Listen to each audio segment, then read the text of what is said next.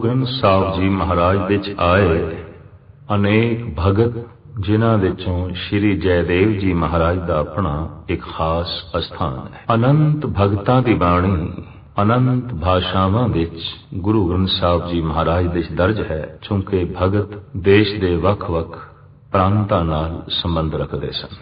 श्री जयदेव जी महाराज बंगाल दे केंद्री नामक पिंड विच जन्मे। जिला भीम भेरू सी और आप ठेठ बंगला भाषा दे विच ही माहिर सन।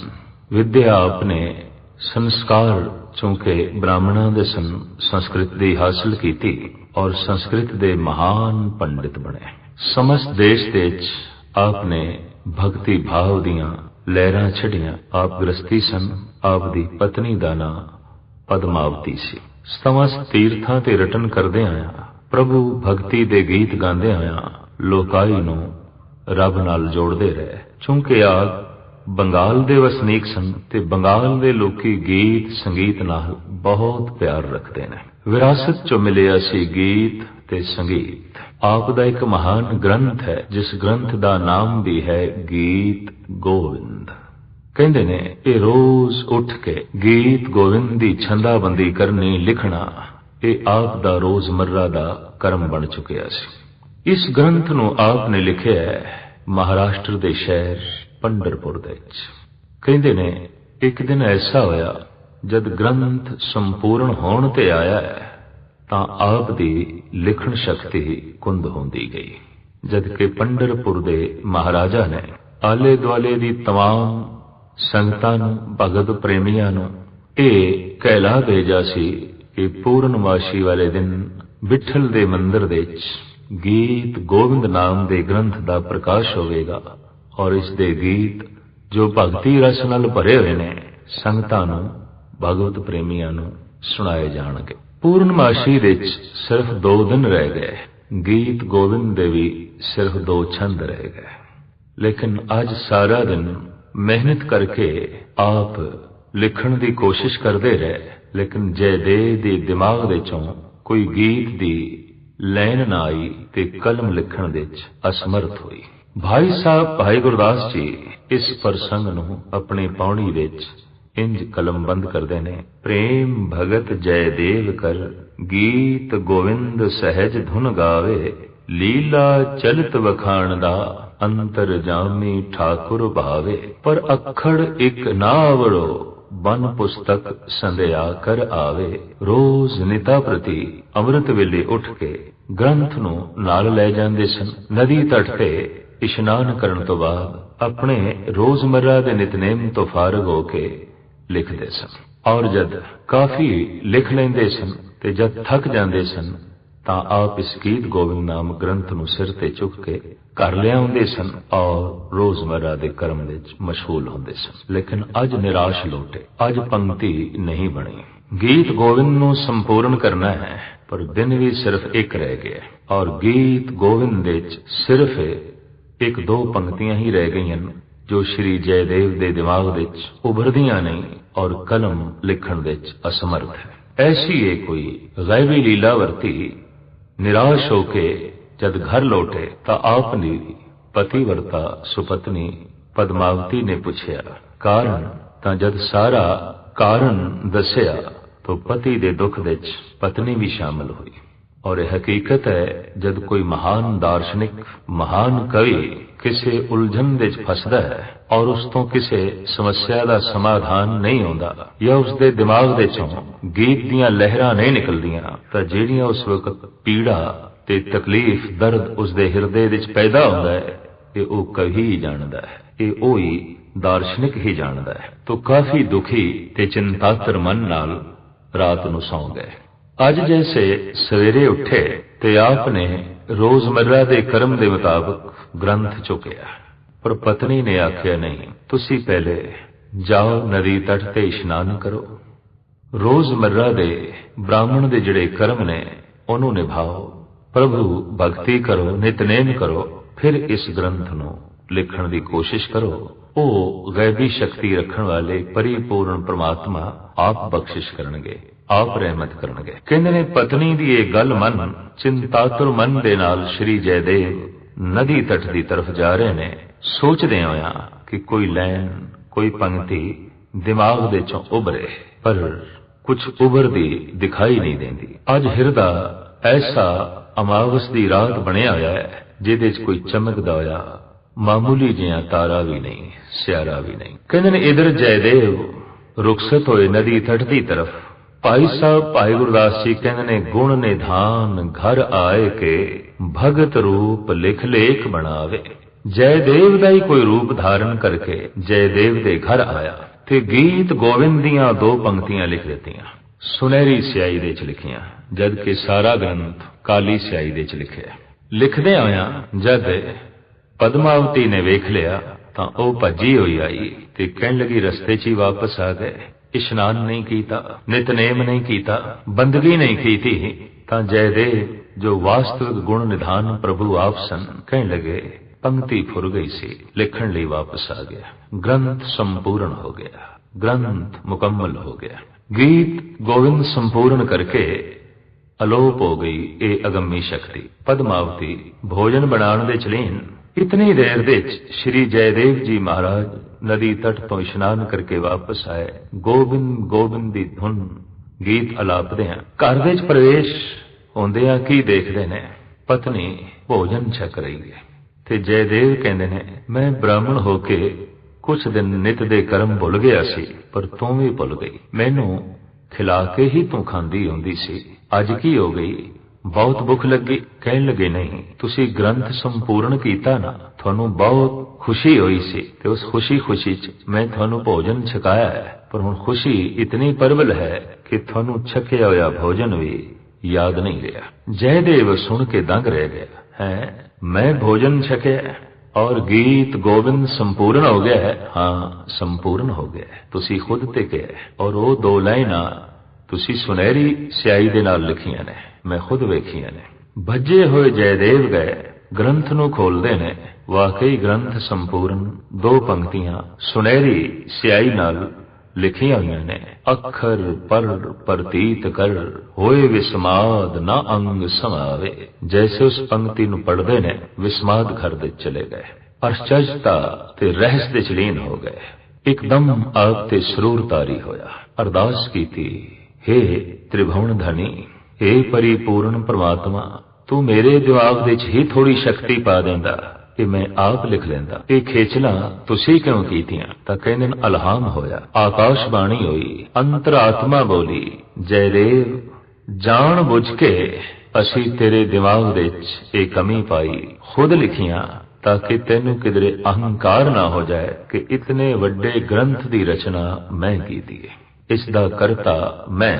ते जद भी किसी भगत नू इस प्रकार दा अहंकार हो जाता है ते अपने आप नू करता मन लैंदा है, मेरे नालों उसका संबंध टुट जाता है। ते तू मैनू इतना प्यारा लगे, मैं नहीं चाहता सी कि तेरे ते मेरे विच कोई वित होवे।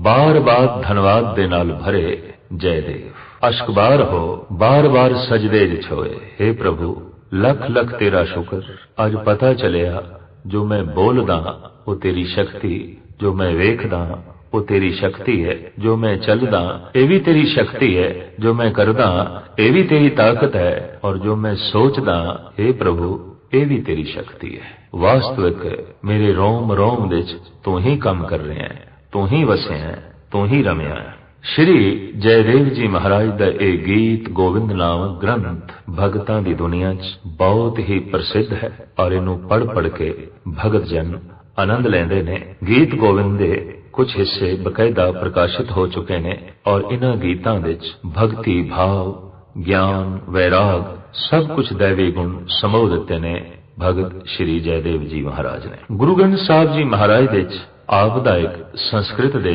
बड़ा ही सोहना पदा उचारण कीता होया है, जो गुरु ग्रंथ साहब जी महाराज दे गुजरी राग दे अंदर दर्ज है। इस पदे दियां अस्थाई पंक्तियां ये ने, केवल राम नाम मनोरमं बद अमृत तत्वमयं।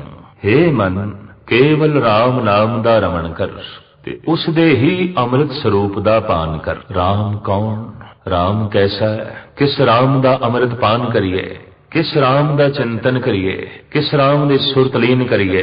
तो तो उस राम दी आप तशरीह करते ने, उस राम दी आप व्याख्या करते ने इस पदे दे परमाद पुरख मनोपिमं सत्यादि भाव रतन पर मदभुतन पर कृत परन जद चिंत सर्वगतन। परमाद जो परम आद है, अनादि है, जिसदा मूल नहीं लभ्या जा सकता और जो सब दा मूल है, जिहदी बुनियाद दा कोई पता नहीं, जो सब दी बुनियाद है, जो सब दी जड़ है, जो सब दा आधार है, ऐसा जिहड़ा ब्रह्म है वो अनादि है। परमाद पुरख वो फिर पूरे होया है। पुरख तो मुराद पुरी पुरी बसंता सा पुरखा, जो पुरियां पुरियां विच रमिया है, व्यापक है, वो पुरख है। परमाद पुरख मनोपिमं, मनोपमा तो रहत है। दरअसल मन अपने अनुभव विच पूर्ण तौर ते परमात्मा नूं नहीं लिया सकता। मन पूर्ण तौर ते जिसनूं सोच नहीं सकता, मन जिसदी पूर्ण तौर ते कल्पना नहीं कर सकता, ते जिसदी मन ही कल्पना नहीं कर सकता, ਉਹਨੂੰ ਜ਼ਬਾਨ ਨਾਲ ਕਥਨ ਕਰਨਾ ਤੇ ਬਹੁਤ ਔਖਾ, ਉਹਨੂੰ ਅੱਖਾਂ ਨਾਲ ਤੇ ਵੇਖਣਾ ਬਹੁਤ ਔਖਾ। ਕਿਉਂ ਕਿ ਅੱਖਾਂ ਜਿੱਥੋਂ ਤੱਕ ਵੇਖਦੀਆਂ ਨੇ ਉਸ ਤੋਂ ਵੀ ਅੱਗੇ ਦੀ ਕਲਪਨਾ ਮਨ ਕਰ ਸਕਦਾ ਹੈ। ਜ਼ਬਾਨ ਜਿੱਥੇ ਤੱਕ ਕਥਨ ਕਰਦੀ ਹੈ ਉੱਥੋਂ ਤੋਂ ਵੀ ਅੱਗੇ ਦੀ ਕਲਪਨਾ ਮਨ ਕਰ ਸਕਦਾ ਹੈ। ਕੰਨ ਜਿੱਥੇ ਤੱਕ ਸੁਣ ਸਕਦੇ ਨੇ ਉਸ ਤੋਂ ਵੀ ਜ਼ਿਆਦਾ ਕਲਪਨਾ ਮਨ ਕਰ ਸਕਦਾ ਹੈ। कल्पना की प्रवाज बड़ी बुलंद है, कल्पना बहुत दूर तक चली जाती है। पर श्री जयदेव जी महाराज कहते ने चाहे कल्पना की प्रवाज कितनी उच्ची क्यों ना हो, कितनी दूर दी क्यों ना हो, कितनी गहरी क्यों ना हो, फिर भी परमात्मा मेरी कल्पना विच नहीं आउंदा, वो किसी की कल्पना विच नहीं आउंदा। मन की सोच तो परे, मन की विचार तो परे। इस वास्ते आप कहते मनोपिमं, मनो उपमा तो रहत है। परमाद पुरख मनोपिमं सत्य आदि भाव रतन, वो सत चित आनंद आदिक भावां दे नाल रतिया होया है। वो सत है, वो चित प्रकाशमयी है और वो आनंद स्वरूप है। एक पंक्ति विच राम की व्याख्या इंज करते ने, प्रमाद पुरख मनोपिमं सत्य आदि भाव रतन परम अद्भुतन, परम अद्भुत रूप है, परम आश्चर्य रूप है। मनुख उत्थे आश्चर्य हो जाता है, हैरान हो जाता है, बिस्माद हो जाता है। जिन्हों वेखे ते पूरा वेख ना सके, जिन्हों सोचे ते पूरा सोच ना सके, और जिसनों चखे ते पूरा स्वाद ना मान सके, फिर भी वो बच रहे। जिन्हों सुने ते फिर भी पूरा ना सुन सके, उत्थे बिस्माद दा तारी होना कुदरती गल है। उत्थे आश्चर्यता ते रहस दा पैदा होना कुदरती गल है। कहंदे ने एक बच्चा रहस विच जीवदा है, एक कवि रहस विच जीवदा है, एक संत रहस विच जीवदा है। अजोका समा चूंकि इस ढंग दा बतीत हो रहा है कि हर मनुख ऐसा कहंदा मैं सब कुछ जानदा, चाहे कुछ भी नहीं जानता। मैं ते सब कुछ वेख लिया, मैं ते सारा सुन लिया, मैं उसनूं पूर्ण तौर ते सोच लिया। अगर ऐसा कोई दावा करे तो आश्चर्यता नहीं पैदा होंदी, रहस नहीं पैदा होंदा, बिस्माद नहीं पैदा होंदा। इस तरह का दावा करने वाले अजोके समय बहुत ज्यादा ने, क्योंकि अज दे समय जितने कॉलेज ने, जितने विद्यालय ने, ये पहले नहीं सी। अजोकी विद्या ने भावें कुछ दिता है या नहीं, लेकिन रहस नूं खत्म जरूर कीता है, विस्माद नूं खत्म जरूर कीता है। मनुख दी दुनिया विच जो एक विस्माद सी, रहस सी, वो खत्म हो गई, वो अज देखण नूं नहीं मिलता। हाँ, बच्चे कोल ये विस्माद है, अजे अबोध है, उसका विस्माद अबोध अवस्था ते खड़ा है, अचेत अवस्था ते खड़ा है। फिर कवि कोल विस्माद है, या इन कह लो कविता का जन्म ही विस्माद तो होंदा है, कविता का जन्म ही रहस तो होंदा है। तो कवि रहसवादी होंदे ने, संत रहसवादी होंदे ने। वो जो कुछ भी वेखदे ने वो ऐसा महसूस करते हैं कि एक रेत दे जर्रे नूं भी पूर्ण तौर ते वेखना बड़ा औखा है, क्योंकि वह भी अपने विच बहुत कुछ छुपाई बैठा है, बहुत कुछ छुपाई बैठा है। सूरज नूं ते पूर्ण तौर ते देखना बड़ा कठिन है, पर एक जर्रे नूं भी पूर्ण तौर ते देखना बड़ा कठिन है। एक दरखत नूं ते पूर्ण तौर ते देखना बड़ा कठिन है, पर एक पत्ते नूं भी पूर्ण तौर ते देखना बड़ा कठिन है। उहदे विच भी बहुत कुछ छुपया होया है, बहुत कुछ गुप्त है, बहुत कुछ सूक्ष्म है। तो जैसे ये बोध होता है कि बहुत कुछ सूक्ष्म छुपया होया है जो मैं नहीं देख सकता, बहुत कुछ अदृश्य है, तो रहस्य पैदा हो जाता है। फिर बिस्माद ਮੰਡਲਧਾਰੀ ਹੋ ਜਾਂਦਾ ਹੈ। ਤੋ ਕਵੀ ਬਿਸਮਾਤ ਵਿੱਚ ਜੀਵਦੇ ਨੇ, ਸੰਤ ਬਿਸਮਾਤ ਵਿੱਚ ਜੀਵਦੇ ਨੇ। ਭਗਤ ਜੈਦੇਵ ਜੀ ਮਹਾਰਾਜ ਕਹਿੰਦੇ ਨੇ ਪਰਮ ਅਦਭੁਤਨ, ਉਹ ਪਰਿਪੂਰਨ ਪ੍ਰਮਾਤਮਾ ਪਰਮ ਆਸ਼ਚਰਜ ਰੂਪ ਹੈ। ਪ੍ਰਕ੍ਰਿਤ ਪਰਨ, ਉਹ ਪ੍ਰਕਿਰਤੀ ਤੋਂ ਪਰੇ ਹੈ। ਕਹਿੰਦੇ ਨੇ ਰਾਵਿੰਦਰ ਟੈਗੋਰ ਸਾਗਰ ਤੋਂ ਇਸ਼ਨਾਨ ਕਰਕੇ ਵਾਪਸ ਆ ਰਹੇ ਨੇ। ਰਸਤੇ ਵਿੱਚ ਇੱਕ ਗੰਦਗੀ ਦਾ ਢੇਰ ਪਿਆ ਹੈ। ਸਵੇਰ ਦਾ ਵਕਤ ਹੈ। ਸੂਰਜ ਦੀਆਂ ਕਿਰਨਾਂ ਉਸ ਗੰਦਗੀ ਦੇ ਢੇਰ ਨੂੰ ਛੂ ਰਹੀਆਂ ਨੇ। ਇਹ ਸਾਰਾ ਦ੍ਰਿਸ਼ ਵੇਖ ਕੇ ਰਾਵਿੰਦਰ ਟੈਗੋਰ ਨੱਚ ਉੱਠੇ। ਕਹਿਣ ਲਗੇ, ਹੇ ਪ੍ਰਭੂ, ਤੇਰੀ ਅਚਰਜਤਾ ਜੋ ਮੇਰੇ ਤੇ ਅੱਜ ਪ੍ਰਗਟ ਹੋਈ ਹੈ ਉਹ ਇਹ ਕਿ ਮੈਂ ਤੇਰੀ ਨਿਰਲੇਪਤਾ ਦਾ ਗਿਆਨ ਹਾਸਲ ਕਰ ਲਿਆ। ਸੂਰਜ ਦੀਆਂ ਕਿਰਨਾਂ ਗੰਦਗੀ ਨੂੰ ਛੂ ਰਹੀਆਂ ਨੇ, ਫਿਰ ਵੀ ਕਿਰਨਾਂ ਗੰਦੀਆਂ ਨਹੀਂ ਹੋ ਰਹੀਆਂ, ਫਿਰ ਵੀ ਸੂਰਜ ਗੰਦਾ ਨਹੀਂ ਹੋ ਰਿਹਾ। ਤੂੰ ਮੇਰੇ ਗੰਦੇ ਸਰੀਰ ਦੇ ਰੋਮ ਰੋਮ ਵਿੱਚ ਬੈਠਾ ਹੈ, ਫਿਰ ਵੀ ਤੂੰ ਗੰਦਾ ਨਹੀਂ ਹੈ, ਤੂੰ ਨਿਰਲੇਪ ਹੈ, ਪ੍ਰਕਿਰਤੀ ਤੋਂ ਪਰੇ ਹੈ, ਸਭ ਕੁਝ ਤੇ ਵਿੱਚ ਹੈ, ਸਭ ਕੁਝ ਤੇ ਦੂਰ ਹੈ। ਸਭ ਕੇ ਮਤ ਸਭੋਂ ਤੇ ਬਾਹਰ, ਸਾਰਿਆਂ ਵਿੱਚ ਤੂੰ ਹੈ ਪਰ ਫਿਰ ਵੀ ਸਾਰਿਆਂ ਤੋਂ ਬਾਹਰ ਹੈ, ਨਿਰਲੇਪ ਹੈ। ਤੋ ਸ਼੍ਰੀ ਜੈਦੇਵ ਜੀ ਮਹਾਰਾਜ ਕਹਿੰਦੇ ਨੇ ਪਰਮਦ ਭੁਤਨ ਪ੍ਰਕ੍ਰਿਤ ਭਰਨ ਜਦ ਚਿੰਤ ਸਰਬ ਗਤਨ, ਜਿਸ ਦਾ ਚਿੰਤਨ ਕਰਨ ਦੇ ਨਾਲ ਸਰਬ ਪ੍ਰਕਾਰ ਦੀਆਂ ਗਤੀਆਂ ਪ੍ਰਾਪਤ ਹੋ ਜਾਂਦੀਆਂ ਨੇ। ਹਰ ਪਾਸੇ ਦੀ ਗਤੀ ਮਨੁੱਖ ਕਰ ਲੈਂਦਾ ਹੈ, ਭਾਵ ਹਰ ਪਾਸੇ ਮਨੁੱਖ ਦੀ ਪਹੁੰਚ ਹੋ ਜਾਂਦੀ, ਸਭ ਕੁਝ ਮਨੁੱਖ ਪ੍ਰਾਪਤ ਕਰ ਲੈਂਦਾ ਹੈ। ਇਸ ਵਾਸਤੇ ਐਸਾ ਜੋ ਪ੍ਰਮਾਤਮਾ ਹੈ, ਪ੍ਰਮਾਦ ਪੁਰਖ ਮਨੋਪਿਮੰ ਸਤਿਆਦ ਭਾਵ ਰਤਨ ਪਰਮਦ ਭੁਤਨ ਪ੍ਰਕ੍ਰਿਤ ਪਰਨ ਜਦ ਚਿੰਤ ਸਰਬ ਗਤਨ ਕੇਵਲ ਰਾਮ ਨਾਮ ਮਨੋਰਮੰ ਬਦ ਅੰਮ੍ਰਿਤ ਤਤਮਯਨ। ਐਸਾ ਜੋ ਅੰਮ੍ਰਿਤਮਈ ਰਾਮ ਹੈ, ਪ੍ਰਮਾਤਮਾ ਦਾ ਨਾਮ ਹੈ, ਉਸ ਨੂੰ ਤੂੰ ਪਾਨ ਕਰ, ਉਸ ਦੇ ਹੀ ਅੰਮ੍ਰਿਤ ਸਰੂਪ ਦਾ ਜੋ ਹੈ ਤੂੰ ਆਨੰਦ ਮਾਣ। ਅਗਾਂਹ ਚੱਲ ਕੇ ਇਸੇ ਪਦ ਵਿੱਚ ਸ਼੍ਰੀ ਜੈਦੇਵ ਜੀ ਮਹਾਰਾਜ ਕਹਿੰਦੇ ਨੇ ਕਿ ਨਾਦਾਨੋਦ ਜਸ ਸਿਮਰਣੇ ਨਾ ਜਨਮ ਜਰਾਦ ਮਰਨ ਭਯੰ।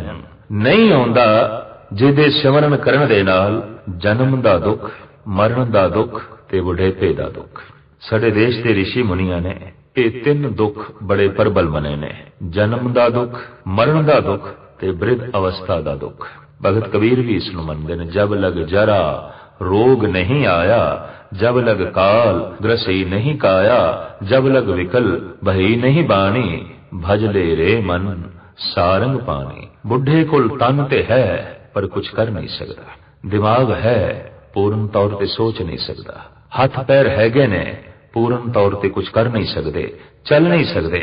इस वास्ते बृध अवस्था नूं, पूर्ण बृध अवस्था नूं रोगमई अवस्था करके आखे। तो श्री जयदेव जी महाराज कहते जेदा सिमरन करन दे नाल नहीं आउंदा जन्म दा दुख, मरण दा दुख, क्योंकि मुड़ के जमना नहीं तो फिर मरना ही नहीं, ते नहीं आउंदा बुढ़ेपे दा दुख। साहिब गुरु अर्जन देव जी महाराज भी फरमान करते ने रोग सोग दुख जरा मरा हर जने नहीं निकटानी। हरि दा जो जन है ओदे नेड़े ये जन्म मरण ते बुढ़ेपा जरा नहीं आउंदे। इत्थे एक तरक खड़ी होवेगी, चलो जन्म मरण तो भगत बच जाता है, पर बुढ़ेपे दे रोग तो किस तरह बचता है। एक पंक्ति है गुरु ग्रंथ साहब जी महाराज दे गुरमुख कदे बुढ़े नाई जिन अंतर सुरत ज्ञान। जिद्दी सुरत प्रभु नाल जुड़ी हुई है, जिथे आत्म ज्ञान मौजूद है, ऐसा बंदा चाहे शरीरक तल ते बृद्ध भी हो जाए पर ओदियां उमंगा हुलास दे कोई फर्क नहीं पैंदा, ओदी चेते शक्ति दे कोई फर्क नहीं पैंदा। उसदे चेहरे दे उत्ते ताजगी बनी रहती है, उसके चेहरे के उत्ते आनंद बनिया रहता है। उन्होंने वेख के कोई ऐसा नहीं कह सकता कि बुढ़ा हो गया है, ये वृद्ध हो गया है, ये कमजोर हो गया है। नहीं, उसका हुलास, उसकी उमंग, उसकी तुरंग और उसकी चेते शक्ति पूर्ण तौर पर काम करती है। प्रभु की बंदगी का एक महान फल है।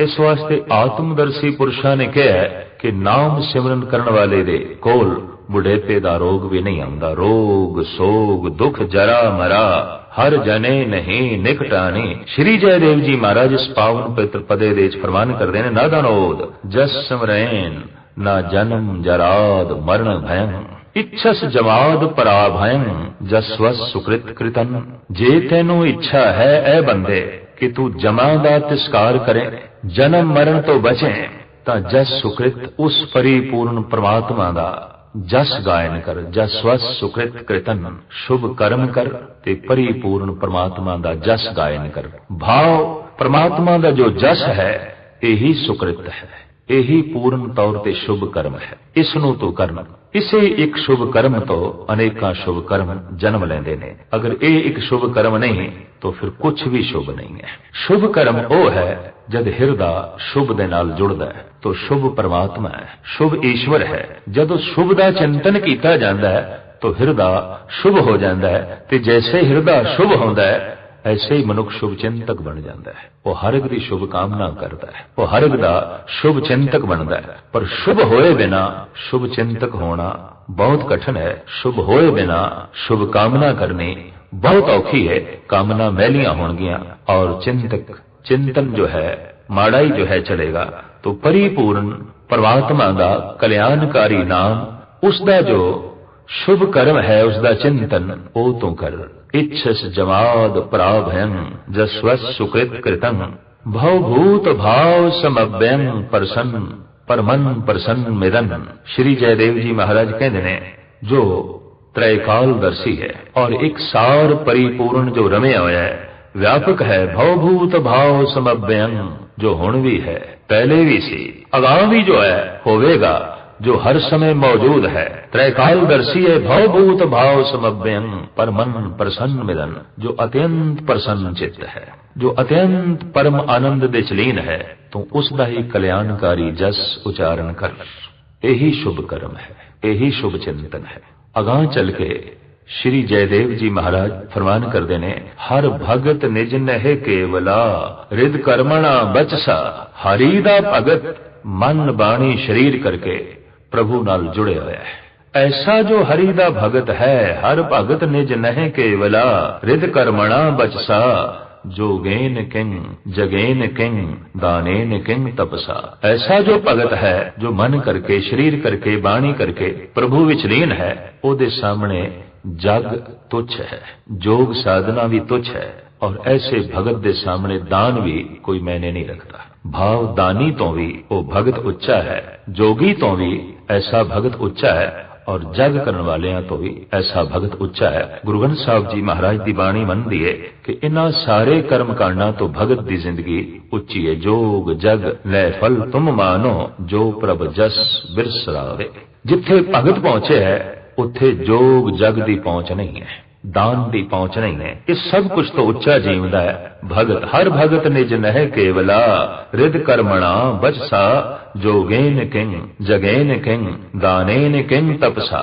इस पदे दे अखीर विच आप कहंदे ने, गोबिंद गोबिंदेत जप नर सकल सिद्ध पदन। जयदेव आयो तस्सु फटन भवभूत सर्वगतन। गोबिंद गोविंदा ऐ मनुख जाप कर, और इस तरह जाप करदियां ही तेनू सारी गतियां दी प्राप्ति होवेगी, तेनू सब कुछ दी प्राप्ति होवेगी। गोबिंद दे चिंतन दे च ही संसार दे सुख ने, परमारथ दे सुख ने, गोबिंद दे सिमरन दे च ही लोक सवर जांदा है, पर लोक सुहेला हो जांदा है।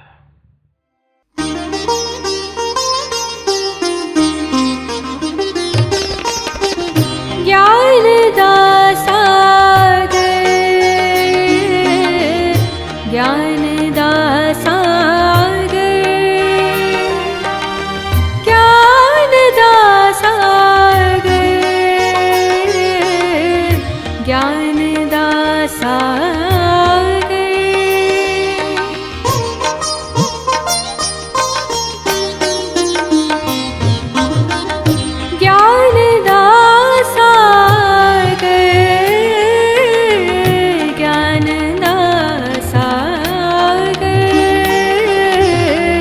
ज्ञान